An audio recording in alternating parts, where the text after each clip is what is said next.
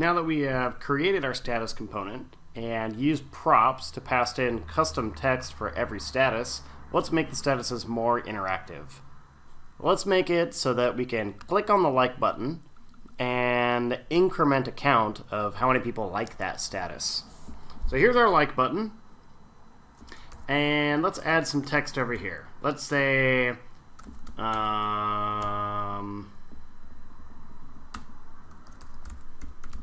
gonna start at 0 likes. Let's just save this and see if that updates correctly. Maybe we have to restart this. Code. Open that again.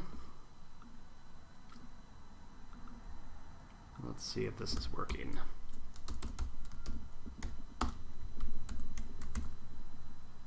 There we go.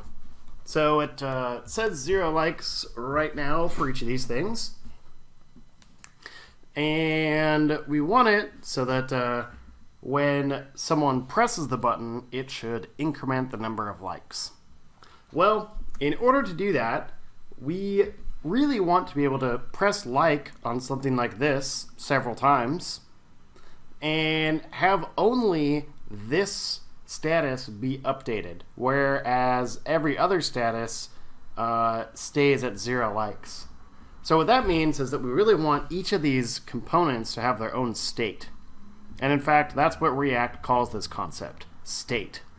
We're going to add a new method to our component. We're going to have a constructor. And we're going to say that when this is created, our component is going to have some state by creating a state property on the this keyword. Now we're going to say that the state of this object is a object with a key value pair where we have the key likes related to the value 0.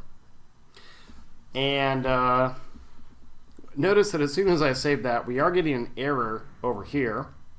What we actually are forgetting here is we want to call super on this. So the React component class actually has some important things that happen in its own constructor. And before we do anything in our constructor, where we've extended component, we want to make sure that we call the super constructor.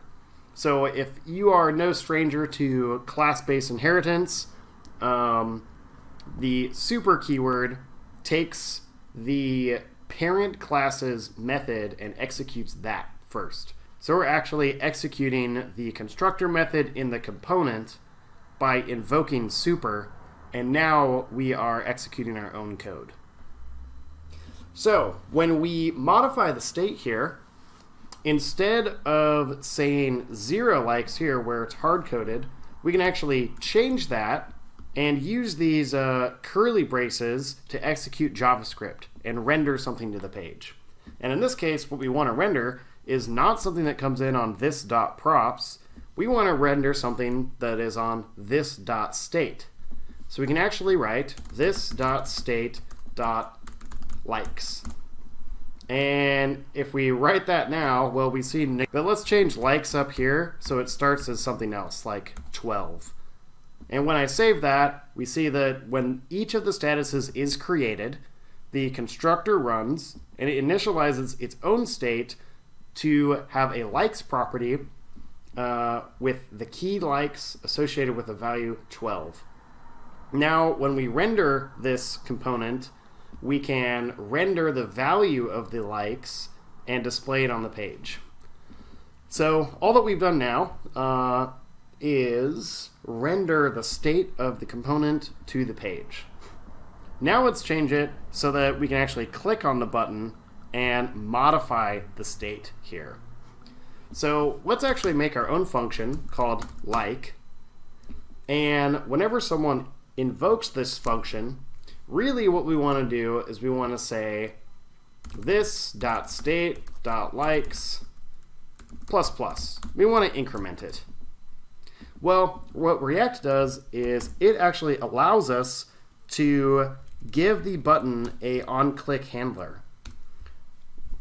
Allow me to make some room over here.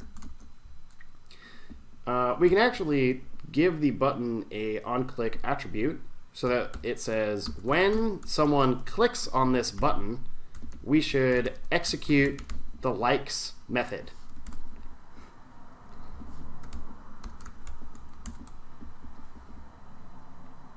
And notice that I've actually made a mistake. I'm intentionally making these mistakes just to show you things that might go wrong. It says that it failed to compile, and it says likes is not defined. So even though we have the function likes here, we can't just refer to it as the word likes, or well, there we go. I guess first of all I should delete the S. But it still says like is not defined. So we don't refer to it just as like. Instead, we need to say this dot like. And now we're going to see that it actually did fire. In fact, we can see that there's 12 here, and these all went up to 13. Let's click on them again and see what else happens. Well, that's odd. It doesn't seem to be doing anything. Let's add a console log. Because maybe we'll see it execute. Yeah, I used a console log to determine when this was actually executing. We saw that it happened 4 times. It said 4 times it printed like, and that must have been for each of these 4 statuses. But now when I click on the button, it doesn't go again. Well, that's because we used the wrong syntax over here. When you're associating something with an on-click, you should not say this.like with parentheses, because parentheses executes it immediately. Instead, what you should say is just give it the name of the function. So by deleting the parentheses, I'm telling this, when this is clicked, then you should execute the function called like. When we had the parentheses, it was actually executing that function immediately. So by removing the parentheses, we are giving the name of the function rather than immediately executing the function. So if we run this, we notice that the function doesn't run 4 times anymore because earlier we were actually executing it. Now we're trying to only execute it when we actually click on it. So I clicked on it, and it actually got really mad. In fact, it looks like our application exploded.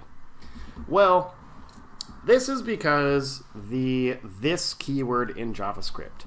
The this keyword in JavaScript, if you have experience with JavaScript before, the this keyword, the context of it changes according to what function you're in, what class you're in, whether you came from something like a mouse click event. So what we need to do is change the context of this. In fact, to be more clear, what we're saying is when someone clicked on this button, the keyword this was not the same keyword this for this class. When we clicked on the button, the context of this changed to a more global context because our mouse click is not associated with any instantiations of this class. So it's actually a little problematic for us to click on a button and for JavaScript to know exactly which this keyword we're talking about.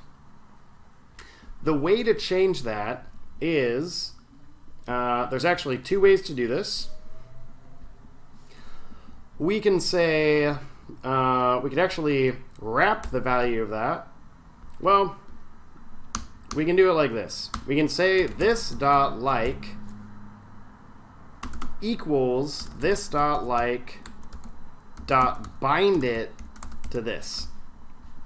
So what we're saying here is when this code executes in the constructor, we're taking the this.like function and we're reassigning it so that it is bound to the same this that exists in the context where this state is.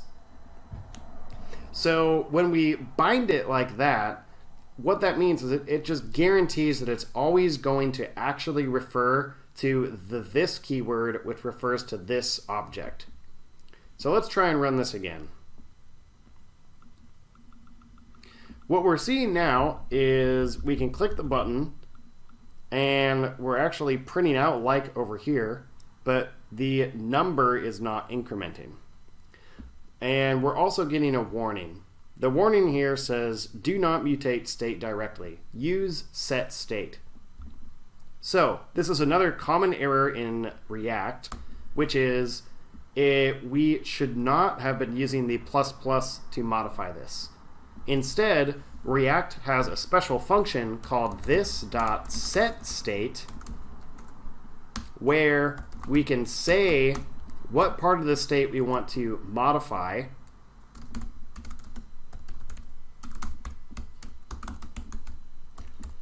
and reassign it. So what this means is this was actually a bad way to do it. We should not try and modify this.state by itself.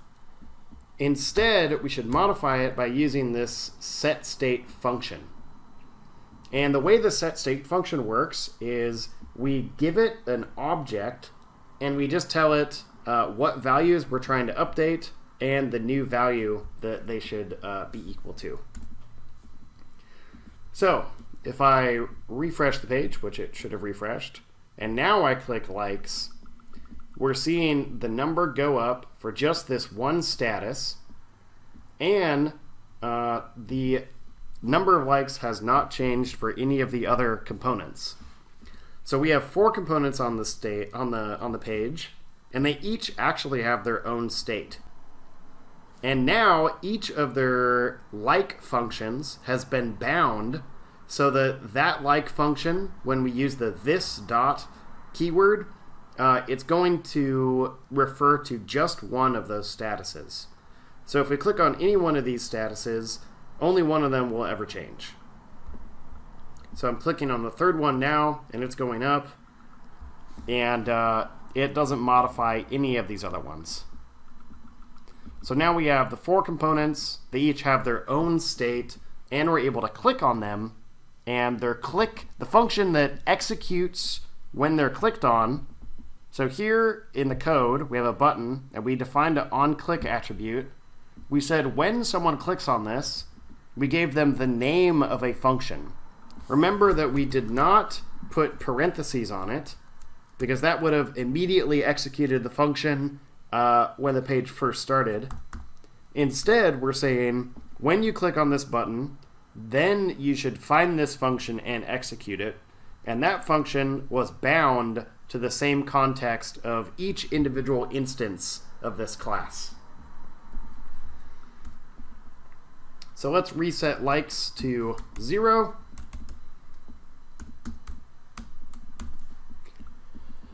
And now our page exists where each of the statuses starts with 0 likes, and we can increment them, and they each have their own state. So at this point, we've actually learned quite a bit of React. We've seen how to create our own custom components using a class that extends component. We have seen how to pass information into the component using properties, and we've seen how to modify the state using this.setState, and we've seen how to attach a onClick event so that it executes a function inside of our component. Furthermore, we did see the problem where we must give the name of a function as opposed to immediately executing a function. And we need to make sure that the context of the this keyword does not change. So inside of our constructor, we take the function that is associated with the onClick, and we make sure to bind it so that it refers exactly to the one instance of the class that is currently being created. So that's quite a bit of React. Now that we know how to make our own components and how to pass information via props and how to attach click handlers, how to set the initial state and how to modify the state.